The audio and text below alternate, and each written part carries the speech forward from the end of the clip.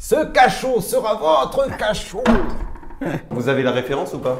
C'est Astérix et Obélix. Ah oui, d'accord, ok, oui, d'accord, c'est vrai. Ça n'a jamais été fouillé depuis peut-être une centaine d'années. Ça se trouve, il y a un trésor.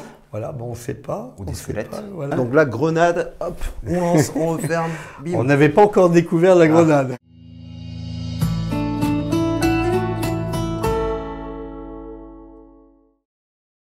Salut les Charentais, bienvenue dans ce nouvel épisode de C'est leur coin de paradis. Aujourd'hui, nous sommes à Champagne-Vigny, au château de Lusseau plus exactement, et on va rencontrer Jacques Bélanger qui est le propriétaire du château, un féru d'histoire également. C'est parti.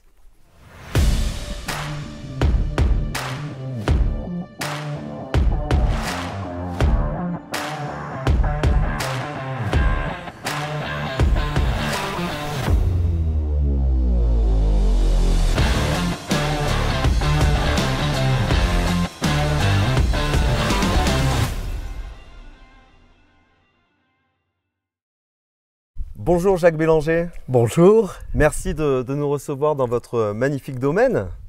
On va parler tout d'abord de l'histoire de ce château, l'histoire du château de Lusseau. Quand est-ce qu'il a été créé et par qui?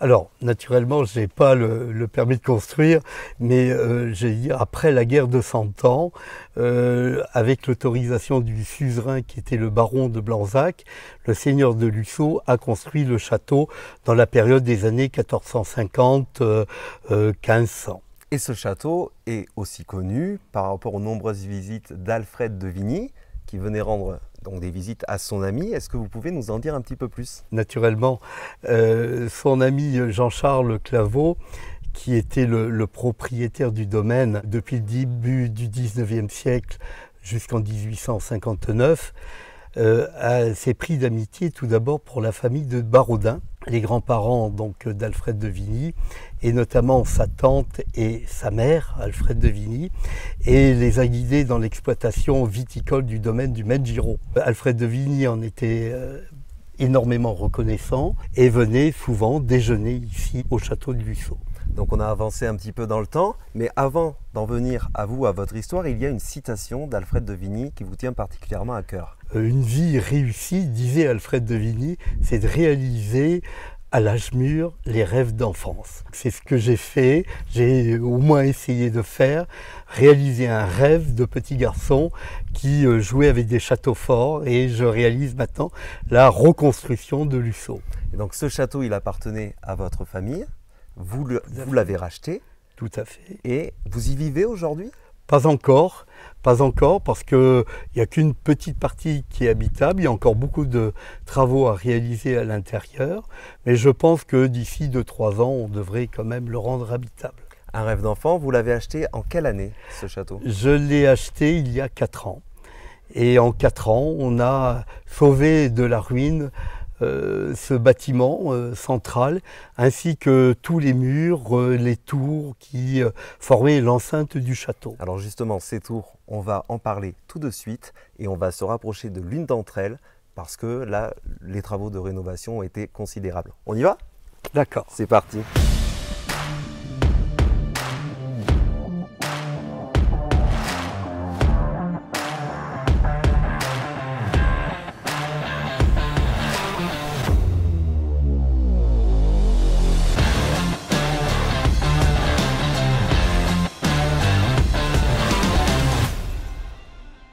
Alors Jacques, nous allons parler maintenant de la partie rénovation, puisque ce château, vous l'avez acheté, vous m'avez dit 190 000 € oui. En 2020. Oui. Et il a fallu faire beaucoup de travaux. Tout à fait. Alors, au niveau des travaux, donc, on s'est attaché à reconstruire les couvertures telles qu'elles étaient à l'origine. Il y a 5 tours et il y avait des toits en poivrière. Donc là, au sommet de cette tour, la partie maçonnée représente 10 mètres de haut. Vous aviez un toit en poivrière qui s'est complètement écroulé et que l'on a reconstitué. Il a fallu 14 mètres cubes de bois, 250 pièces de charpente, 1 km de lito et 7500 tuiles qui ont été taillées à la main. Là, vous en êtes à combien de travaux aujourd'hui? Vous arrivez à évaluer quasiment le prix d'achat a été investi sous forme de travaux c'est pas facile à quantifier. Environ 200 000 euros. Voilà, c'est essentiellement des achats de matériaux et de la main-d'œuvre. Naturellement, je compte pas le temps que j'y passe. Et je peux vous dire que les journées sont longues. J'ai retrouvé des gravures anciennes, des photos du début du XXe et une gravure du début du XIXe siècle. Et quelques chiffres. On a reconstruit, j'allais dire, 160 mètres de murs. Il a fallu déplacer 500 tonnes de sable, de chaux et de pierre pour maçonner l'ensemble de l'édifice. Parce que vous avez voulu reproduire un petit peu comme c'était avant, avec les moyens d'aujourd'hui. Exactement. Mais le château, il a été refait comme il avait pu être fait au tout début. Avec les matériaux d'origine. On fait beaucoup de récupération de matériaux, de bois, de poutres, notamment, que l'on remet in situ. Et toutes les pierres que l'on a maçonnées sont des pierres que l'on a retrouvées sur place. Sur place, vous avez retrouvé des pierres, mais il y a également d'autres trouvailles. Bien sûr, qui ont été faites à l'intérieur du château. Il y a d'autres trouvailles intéressantes qui sont des souvenirs historiques. Vous nous montrez ça? Bien sûr.